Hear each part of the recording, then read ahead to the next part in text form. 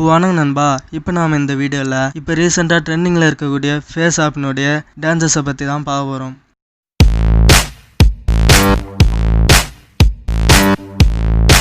Face app அப்படின்றது AI அப்படின்னு சொல்லக்கூடிய ஆர்டிஃபிஷியல் இன்டெலிஜென்ஸை யூஸ் பண்ணி நாம் அப்லோட் பண்ணக்கூடிய இமேஜஸில் ஒரு விதமான ஃபில்டர்ஸை க்ரியேட் பண்ணோம். அப்படி அப்ளை பண்ணக்கூடிய ஃபில்டர்ஸால் நம்மளோட ஃபேஸை ஓல்டானா எப்படி இருக்கும் அப்படின்னும், ஒரு பையனோட ஃபேஸை பொண்ணு மாதிரியோ இல்லை பொண்ணோட ஃபேஸை பையன் மாதிரியும் நம்மளால் கன்வெர்ட் பண்ணிக்க முடியும். இந்த ஆப் உங்களுக்கு ப்ளே ஸ்டோரில் அவைலபிளாக இருக்கும்.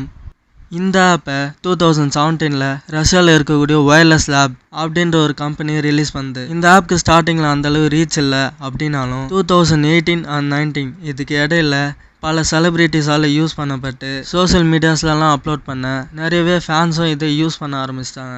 அது மட்டும் இல்லாமல் ஃபேஸ் சேலஞ்ச் ஆப் அப்படின்ற ஒரு ஹேஷ்டேக்கும் க்ரியேட் பண்ணாங்க. இந்த ஒரு விஷயம் 2019 ரொம்ப ட்ரெண்டிங்காக போயிட்டு இருந்துச்சு. இதனாலே இந்த அப்ளிகேஷனை கிட்டத்தட்ட 1 கோடி மக்கள் யூஸ் பண்ண ஆரம்பித்தாங்க. ஆனால் இவ்வளோ மக்கள் யூஸ் பண்ணக்கூடிய இந்த ஆப்பில் எந்த அளவு டேஞ்சர் இருக்குது அப்படின்றது யாருக்கும் தெரிய மாட்டேங்குது. இதுக்கான காரணம் அவங்க கொடுக்கப்பட்டிருக்க டேர்ம்ஸ் அண்ட் கண்டிஷன் தான். நம்மள பல பேர் கண்டிப்பாக அந்த டேர்ம்ஸ் அண்ட் கண்டிஷன் அப்படின்ற ஒரு விஷயத்த டைரெக்டாக அக்செப்ட் பண்ணிட்டு ஆப்பை யூஸ் பண்ண ஸ்டார்ட் பண்ணுறோம். இதனாலே அந்த அப்ளிகேஷனில் நம்மளுடைய டேட்டாஸை என்னென்னலாம் எடுக்கிறாங்க அப்படின்ற ஒரு விஷயம் நம்மளுக்கு தெரியாமே போகுது. நீங்கள் இந்த ஆப் மூலிமா அப்லோட் பண்ணக்கூடிய எந்த ஒரு இமேஜாக இருந்தாலும் அவங்க எப்போ வேணாலும் எதுக்கு வேணாலும் யூஸ் பண்ணிப்போம் அப்படின்னு சொல்லியிருக்காங்க. அதுவும் உங்களுடைய பர்மிஷனே இல்லாமல். அவ்வளோயேன் அந்த இமேஜை எதுக்காக யூஸ் பண்ணியிருப்பாங்க அப்படின்ற ஒரு இன்ஃபர்மேஷன் கூட உங்களுக்கு சேராது. எதுக்காக வேணாலும் யூஸ் பண்ணிப்பாங்க அப்படின்னா வேறு சில தவறான விஷயங்களுக்கு பயன்படுத்தவும் நிறையவே வாய்ப்பு இருக்குது. இதனால் பெரிதும் பாதிக்கப்பட போகிறவங்க நம்மளுடைய அக்கா தங்கச்சிங்க தான். நம்ம ஃபன் பண்ணுறோம் அப்படின்ற பேரில் இந்த ஆப்பை யூஸ் பண்ணி நம்மளுடைய ஃப்ரெண்ட்ஸோட ஃபோட்டோவோ இல்லை நம்மளுடைய ரிலேட்டிவ்ஸ் யாரோடைய ஃபோட்டோ வேணாலும் இருக்கட்டும், நாம் இது என்ன ஏதுன்னே தெரியாமல் யூஸ் பண்ணி தப்பு பண்ணிட்டுருக்கோம்.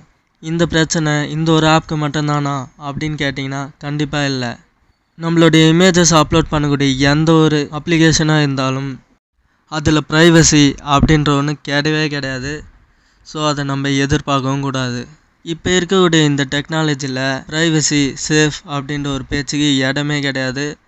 பட் சோஷியல் மீடியாவை நம்மளால் யூஸ் பண்ணாமலேயும் இருக்க முடியாது. அப்போ இந்த மாதிரியான விஷயம் கிட்டேருந்து எப்படி தான் நம்ம சேஃபாக இருக்குது அப்படின்னு கேட்டிங்கன்னா, ஒரு அப்ளிகேஷனை யூஸ் பண்ணுறதுக்கு முன்னாடி டேர்ம்ஸ் அண்ட் கண்டிஷனை நல்லா செக் பண்ணி பாருங்கள். அப்படி உங்களுக்கு படிக்கிறத அண்டர்ஸ்டாண்ட் பண்ண வராது அப்படின்னாலோ இல்லை எனக்கு படிக்கிற அளவுக்கெல்லாம் டைம் இல்லை அப்படின்னு நீங்கள் நினச்சிங்கனாலோ இந்த மாதிரியான ஒரு சில யூடியூப் சேனலை நீங்கள் ரெஃபர் பண்ணலாம்.